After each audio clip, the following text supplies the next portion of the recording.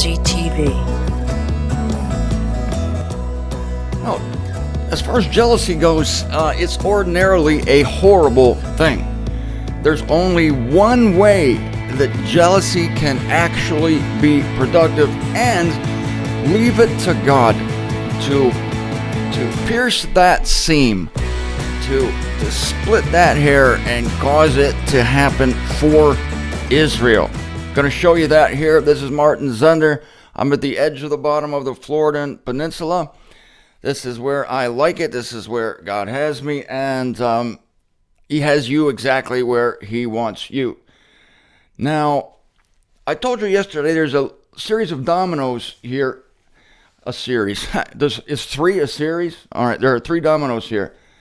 And everything will come back to benefit Israel, which is amazing how God does this. God uses Israel's sin to eventually come around. They say what goes around comes around. In other words, if you do something bad to somebody, it's going to come around and bite you. If you do something good to somebody, it's going to come around and do good for you. What goes around comes around. But the way God alchemizes this situation with Israel, what goes around, which is complete crap on their part, evil jealousy, making an offense, committing a heinous, grievous sin, what goes around ends up coming around to eventually bless them. Only God could do this.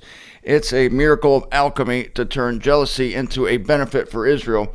What Paul says here I'm in Romans 11, verse 11, speaking of Israel, do they not trip that they should be falling? May it not be coming to that, but in their offense is salvation to the nations to provoke them to jealousy.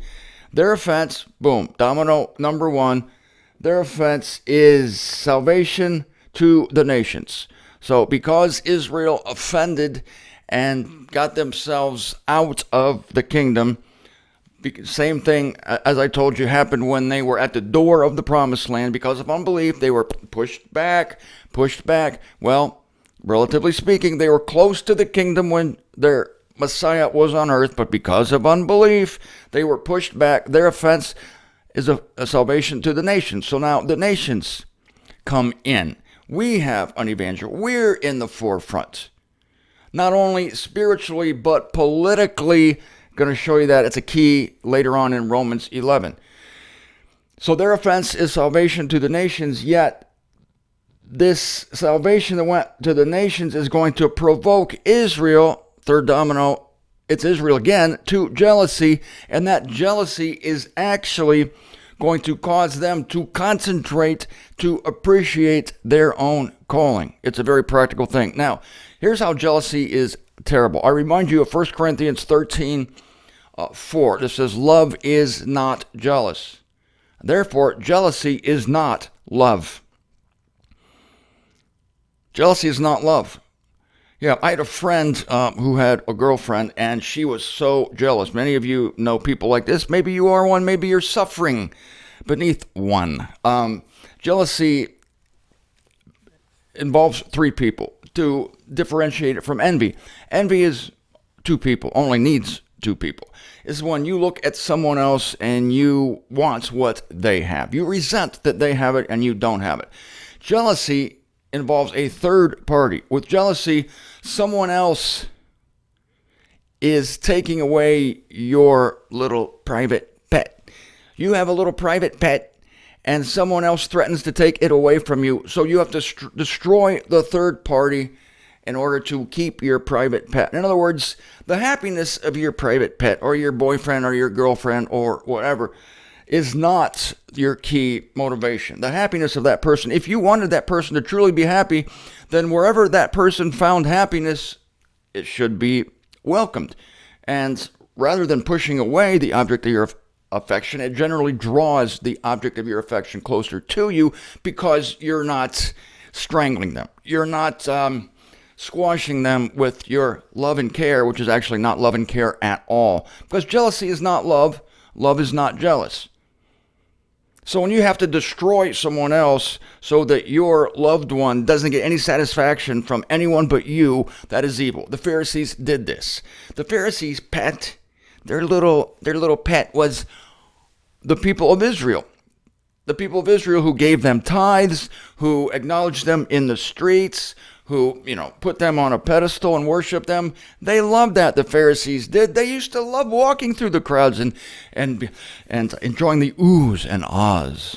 What happened? Oh, this bumpkin from Nazareth came up and he started pulling away people from the Pharisees. Pharisees heard, what? He's got 5,000 people out in the wilderness and he's feeding them miraculously. More and more people are going to Jesus, and our Lord is doing miracles, and this pulled away many people from the Pharisees. They were jealous. Oh, no. They claimed to love their people. BS. No, if you love your people, you will free them to find happiness.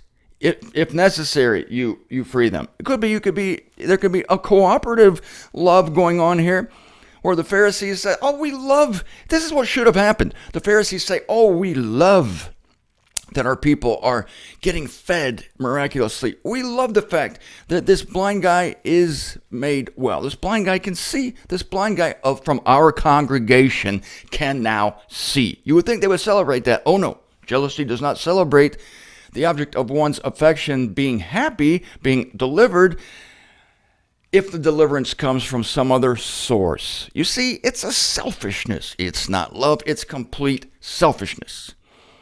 So they weren't happy and they had to destroy Jesus Christ. They had to destroy him. Why? Because he was pulling away their people. It's selfish. So their whole thing where we love our congregation, BS. You don't love your congregation because love is not jealous. You would have appreciated it. You should have said, this is our man, this is the Messiah. And then this is what I'm going to get to with Israel. There's mutual benefit then. There is mutual benefit because you acknowledge that, okay, this man is greater than we are. And then you go to him like Nicodemus did, only you go as a nation and you say, hey, can we get in on this great program? Jesus will say, of course, I'll install you as my ministers.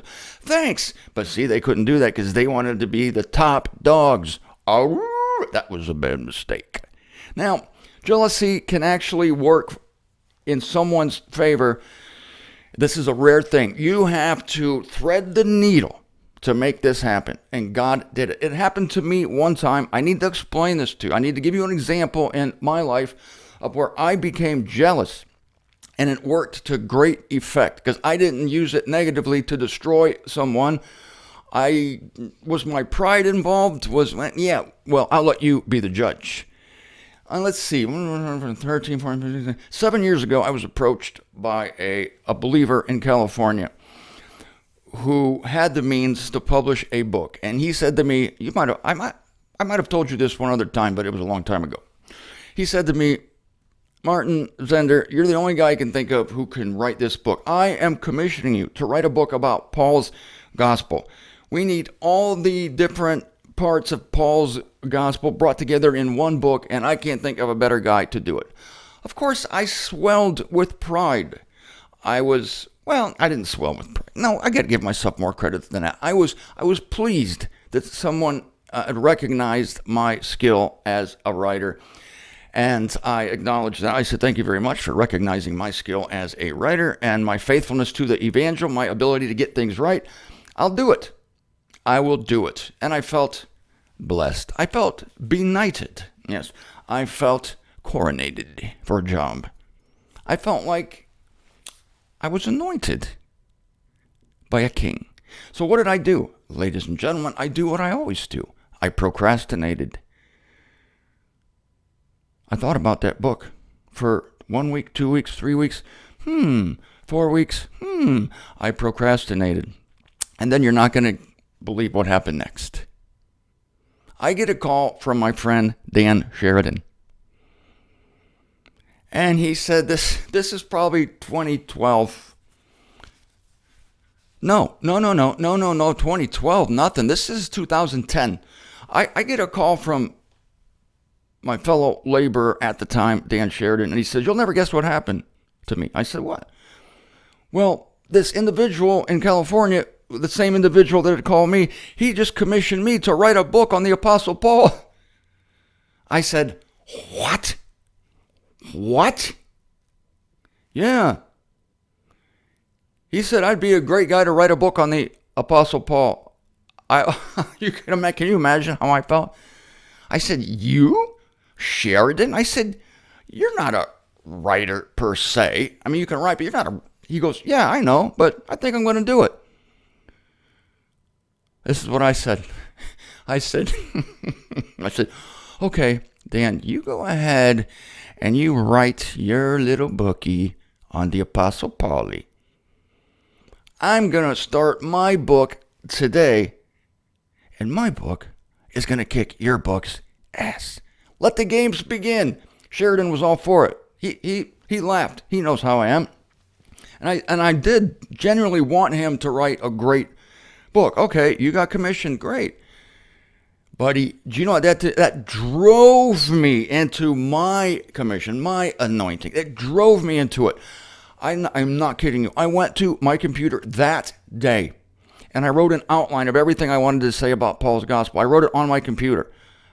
And when I say I wrote it on my computer, I mean I wrote it in a pencil on my computer, on the case of my desktop computer. It was putty colored. And so I took a pencil. I wanted to make sure I wouldn't lose anything. If I write it on my computer like most normal people do, like with words in the computer, I don't know where stuff is because I'm very disorganized. So I thought, what better way not to lose it? I'll write it on the computer. So boom, boom, I wrote this whole outline on it's still there. My sister has the computer in storage in Canton, and it's still there. That became my notes for the book, The First Idiot in Heaven. And ladies and gentlemen, I gave myself a quota. I said, I am going to write 1,500 to 2,000 words a day on The First Idiot in Heaven. That wasn't the first title of the book. The working title of the book was God's Radical. I tested that title. It didn't work for most people, and I changed it at the last minute. That's another story, but never mind. So I said, I'm going to work on this every day. I'm going to be disciplined. I'm going to be like a soldier. And I did. Why? Because I'm picturing Sheridan over here working on his book. I'm picturing him working on his book, and I got to work on my book. Not only does my book have to be better than his, but it's got to come out before his. This is my commission, damn it. It's friendly competition. It's like Lennon and McCartney. You know, John would write Strawberry Fields, and Paul would go, that's a pretty good song. And then he'd have to write Penny Lane. And so they kept upping the ante, and that's the way they produced the greatest music ever written. So I didn't stop till I was finished. In 4 months, working every day, not missing a day. I was focused. And it was because of jealousy. I was jealous that the affection of my beniter, my benefactor, the guy who anointed me, was taken away from me and given to another guy. It was given to Dan Sheridan, of all people. But instead of me destroying Sheridan so that I could have the sole rights to writing the greatest book on the two gospels in existence, which it is, I used it to my advantage. I used that twinge of jealousy. You have to recognize it when it comes up. We are all subject to jealousy. You recognize it when it comes up, and you deal with it. And you use it, if you must, productively. That's what I did. I felt the twinge. I felt the twinge of jealousy. I'm like, damn, because Sheridan's not a stupid guy. Sheridan is very smart.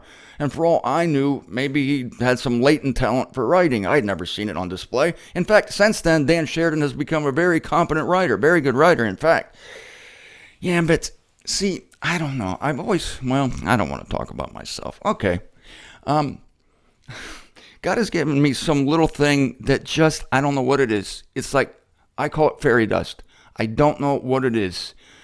It's like something that falls from the sky as I'm forming a sentence that puts something on it, some spin or some twist that kind of makes it float. I can't explain it. I don't know what it is.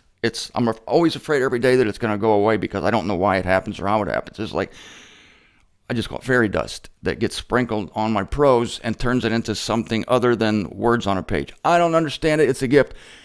It comes from God, thank God. So anyway, I worked for 4 months straight, and I produced The First Idiot in Heaven. I sent it to my benefactor. I said, here's the book. And he said, great book. We ended up printing, 6,000 of them, and they're out there. They're out there changing people's lives. They're out there bringing more members into the body of Christ because this is how God does it. You know this is how God does it. How can they hear unless someone is sent to them? How can they be sent unless they're commissioned, right? And, how can they hear? They have to hear this stuff, and happy are the feet of one bringing an evangel of good. So the feet, it's work. You have to work every day. I had to get up every day, sit myself in front of that computer, look at what I'd written, said, okay, I'll write about that today. Now I'll write about this. Now I'll write about that. Now I'll write about this. You keep writing, and then you're finished. It's like, I just finished a book. Then you have to edit it, of course. That's when the fairy dust comes in. That's what it sounds like. So there's jealousy. And this is what Paul's saying. So to provoke them to jealousy. I got time for a couple more verses.